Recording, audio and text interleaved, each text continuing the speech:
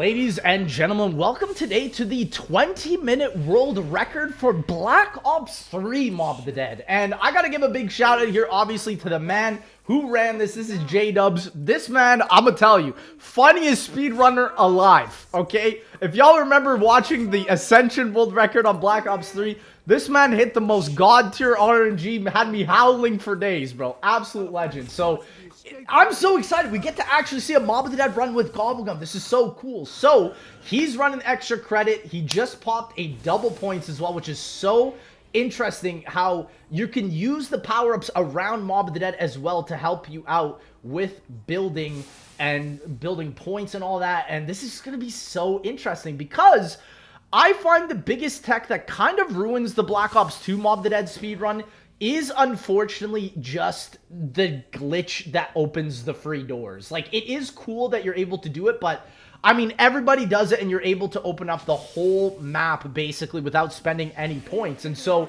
I actually find that having Gobblegum is more skillful than the way you play the original map. And I mean, it's just because of that free door glitch. So instantly 1 minute in, he gets everything that he needs for the key. He also gets Electric Cherry, which is interesting because, yes, Electric Cherry is on this map, and I do love it because, caught for that, the creator of Bo3 Mob of the Dead made it more like the Bo2 version. I find the Bo3 Electric Cherry isn't really that great, and ultimately, he probably could have popped a stamina up here that probably would have helped him a little bit more.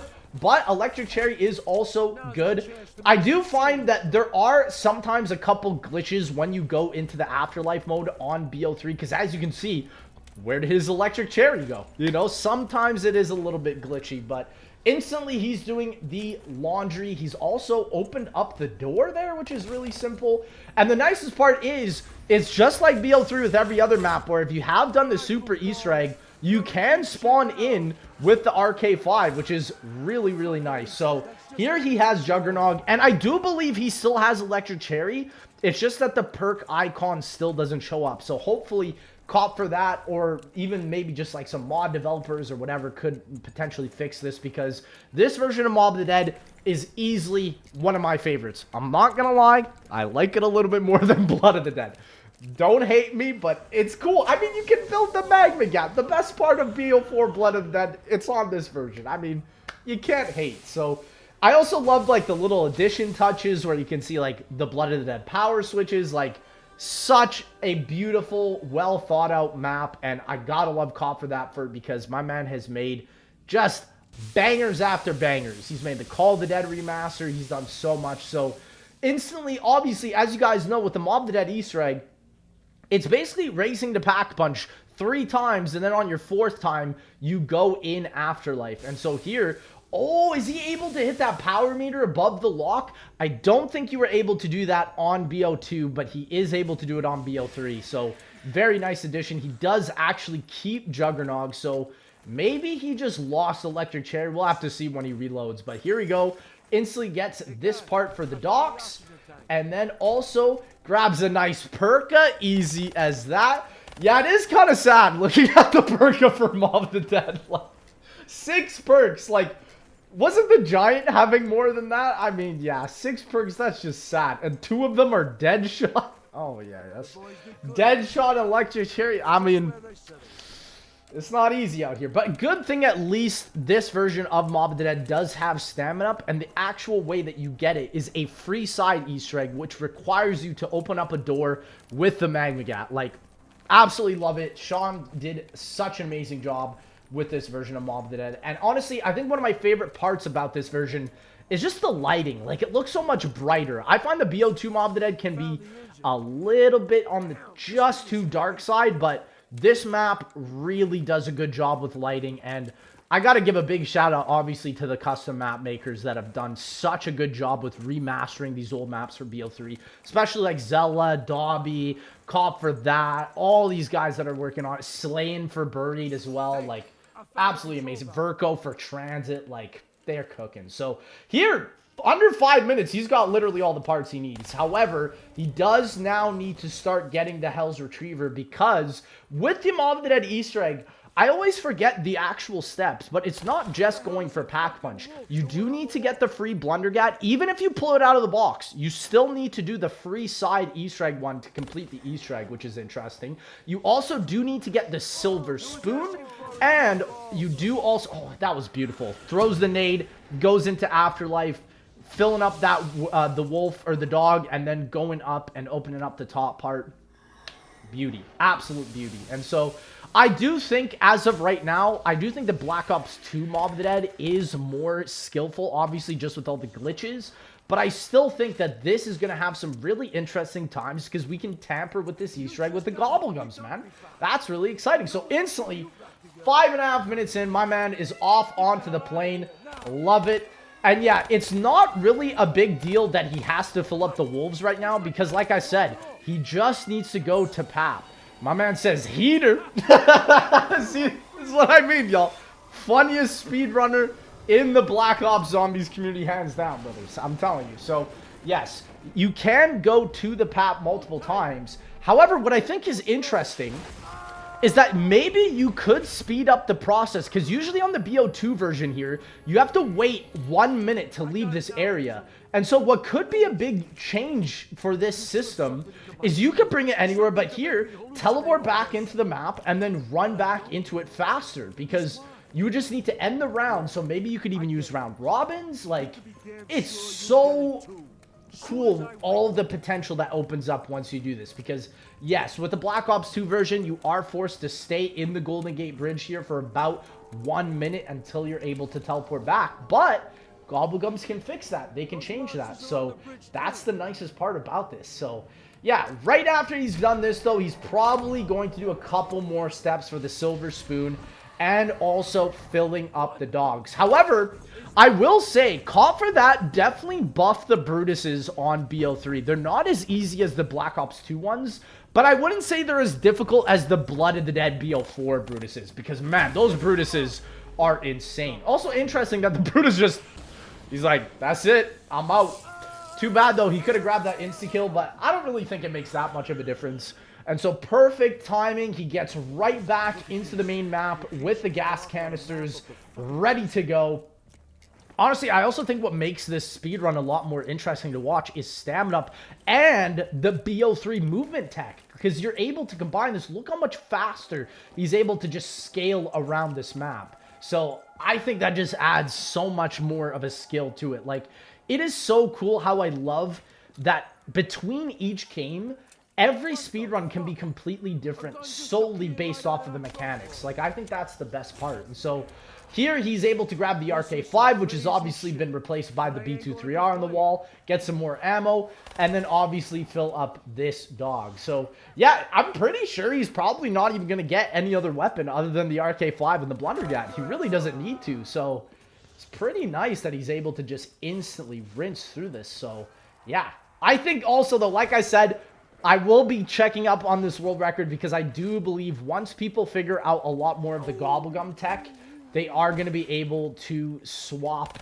and go through this faster. And yeah, that's why, honestly, I do love watching the BO6 world records too. But I gotta say, I don't know if this is just me. I don't know if you guys watching also feel like this. It feels like the Black Ops 6 world records are really capped. Like, it only took like a week or two for, I think, Freckleston to get the Citadel world record. And then nobody's been able to beat it. Now, obviously, there's no shade on Freckleston. He's an amazing world record speedrunner.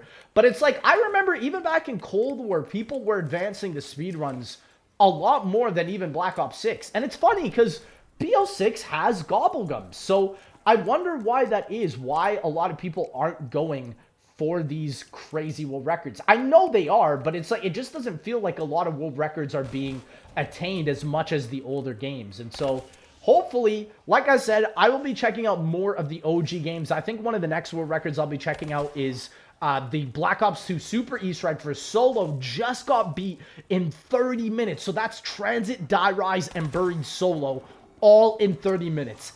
Absolutely insane, especially when you consider this whole map itself took 20 minutes to do. So really, really cool stuff still happening in the OG Zombies speedrunning. And I definitely want to check that out because, like, it seems like a lot more people also, like you guys watching, are more interested still into the older games than with BO6. And I'm gonna be honest, I don't blame y'all. I don't blame y'all because, like I said, with the Black Ops 6 runs, even though they have great mechanics like Gobblegums, I wonder if it's just like with the Easter egg mechanics, maybe they're just too easy, or I don't really know what it is. Maybe if you guys commenting down in the comment section can tell me, because it is very interesting that we aren't seeing a lot of world record speedruns. Like, it's kind of funny because I think the one map on Black Ops 6 that was beat a lot was actually Liberty Falls out of all of them. Also interesting that he gets one of the skulls right above the Hell's Retriever spot like the OG. I actually didn't think that worked. I tried it in one of my games and it didn't work. Does he get that spot too? Wow, okay, so the OG glitch spots for the skulls get the blundergat still actually work. Oh my gosh. Okay, that's pretty cool. So here, he gets all of his gas canisters on his second plane ride, pretty much sub 11 minutes. J-Dubs, this is class, man. This is class. So, yeah, literally, now he just has to go one more time and then also do the silver spoon. He hasn't done that yet. And then he's pretty much ready to go. He's got the Hell's Retriever. Does he throw it on the back of the plane like an OG? I don't think he does. Is this really a world record? J-Dubs, come on, man. What's going on here? What's going on here? But I better see it on that last plane ride. I better see... Like, every time I play this map, it's like I'm being held at gunpoint to throw the tomahawk behind the plane. So, yeah. Also, doesn't need any pack-a-punch and doesn't need anything else. I am interested to see, though, because the Black Ops 3 version adds the last step, I wonder what weapon he's going to use just to instantly take out the boss, or Weasel in this case. I think it's probably just going to be the blundergat. Maybe he upgrades it, maybe he doesn't, but yeah, you do have to actually take out the final enemy, though, in this version. So, love that. Caught for that, did such a great job. I don't even know how he coded that in. Like, he literally coded in, like, the Blood of the Dead step where an AI spawns in, but instead of it going into the machine like Blood of the Dead, you have to actually kill him. So cool. Like, they cooked with this map. Caught for that cooked. And he made this map really fast, I have to say.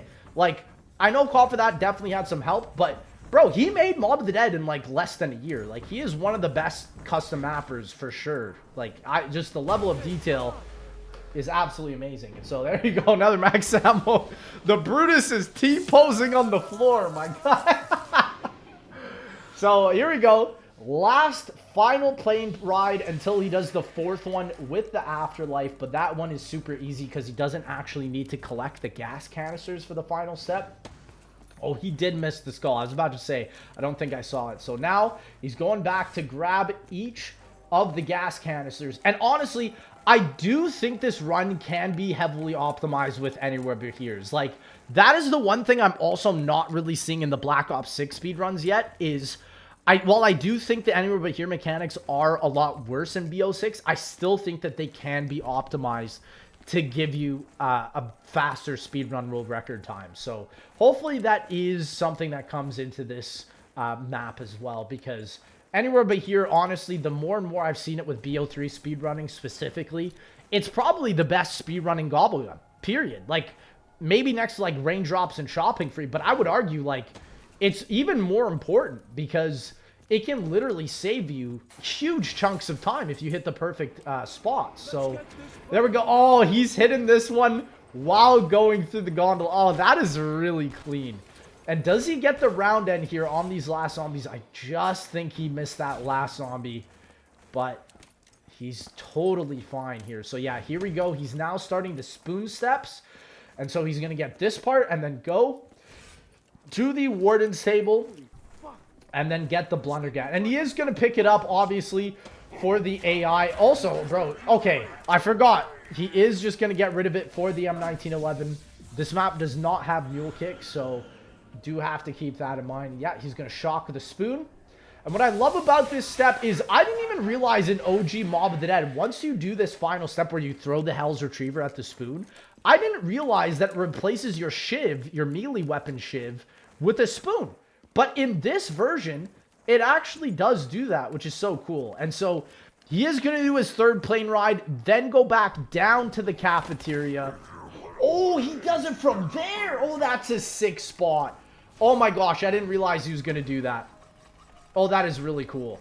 Okay, he somehow figured out the way that you don't have to go back down. That was really, really clean. Banana. Bro's a whole minion out here. But yeah, ladies and gentlemen, he's almost done. Really, like, the last 5 minutes is, unfortunately, probably a lot of time-gated steps where you have to really just wait, go in the afterlife, wait for the plane to bring you here. Like, even all the plane rides itself, because you have to ride the plane 4 times, it's probably just like a whole minute of time that you just can't really get rid of. But, I mean, maybe you can. Maybe Mob the Dead. Like, maybe you could ABH into the Golden Gate Bridge. Like, maybe you don't even have to build a plane. That would be a crazy skip. But you probably do just for the Easter egg. So, yeah, once he has now finally done this, he goes back, teleports, and then literally just rides back right up on the plane in Afterlife, and he's done. Like, really, really amazing job, J-Dubs. So, yeah, ultimately, the only thing I could see that could potentially be better, like I said, is the Anywhere But Here is being utilized. And ultimately, I am very excited to see more runs using Anywhere But Here, because it seems like Anywhere But Here just has such a massive nerf in BO6 right now that it seems like not a lot of people think it's even worthwhile to run. Which honestly is fair, because I think in BO6, it's a lot more random in how you use it than compared to Black Ops 3. And especially because BO3, you can use it twice. Like, that's really where the goated status of that Gobblegum comes from. In Black Ops 6, you can really only use it once, and I think it's truly random in that game. So, a little bit unfortunate there, but yeah, right here, he is going to... Where is he going? Is he going down to the showers? Where is brother going? I have no clue. I thought he would just run right back up on the plane here, but he's going back down. Oh, yes, dude, the codes. I forgot about that step. Yeah, I forgot about this. Yeah, this step I always forget about too. He does have to input all 4 of the prisoner codes. I was about to say, I was like, can he just go up in the plane? Nope. So yeah, there's 101. I always forget them. I've done this Easter egg a bajillion times. 481, 101, 481, 387, is it? 386. There it is. 386. And then the last one is 872, bro. Yeah, can't forget 872, bro. That's the only one I've been inputting on BO4, bro. Oh my gosh, he's cutting it close. And this is the thing. You guys don't realize, if he ran out of time on that Afterlife, he would actually game over. Like, that's the craziest part about the Afterlife in this version. You game over if you don't come back to your body. Because there's no quick revive in this, right? So, yeah, it's a lot more challenging, I think, to use this than Beast Mode.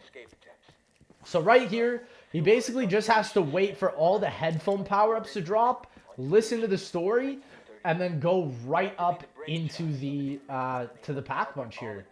So yeah, he's standing in the next spot. He also got super lucky leaving 1 zombie here. Oh my gosh. It's just continuously going. He knows the spawn points. I love this. Like, they should add more story steps like this, you know?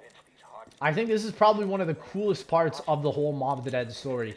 It's cool that they are slowly adding this back in BO6. Like, the incantation inspect step in Citadel, one of my favorites. So, it adds more flair, more story, more personality. And so, finally now, he, I think, only needs 1 more. 1 or 2 more. Oh, yeah, there's 1 more right here. And then the last one is right at the door to the plane. So, I'm curious. Is he going to grab this one with Afterlife? Or is he going to... Oh, he's probably just going to down himself with the nade. Oh, yeah, that's a good idea. Yeah, he is going to do that. He's not even going to go back down. He's just going to down himself. And there we go. Oh, no, okay. He has enough time with the quote. Okay, that's cool. That is really sick. And so finally now, he's going to end this in 1 minute. Go up to the plane. Where's the plane? Wait, what? Where'd the plane go? And so finally he gets in here. I love this Easter egg so much. Truly one of my favorite Easter eggs of all time. I think I'm going to be doing a video where I play my favorite Easter egg on every Zombies game and my least favorite Easter egg on every Zombies game. And I think for Black Ops 2, even though I love Origins, Mob of the Dead still, I think, is my favorite Easter egg. Just because it's fun, it's simple, it's easy. You can pretty much run any player through this Easter egg. Any, like, skillful or non-skillful player. It's beautiful. It's cinematic. It's got everything that an Easter egg needs. That's why I still absolutely, to this day, love Mob of the Dead. So, instantly here, he's just going to rinse the guy. Let's see how fast he does it. Just one hit, and there we are. The cycle continues. Ladies and gentlemen, make sure you guys check out J-Dubs for this 20-minute and 12-second world record. I will subscribe and obviously like this video. Make sure to check it out, ladies and gentlemen, and I'll see y'all in that next one.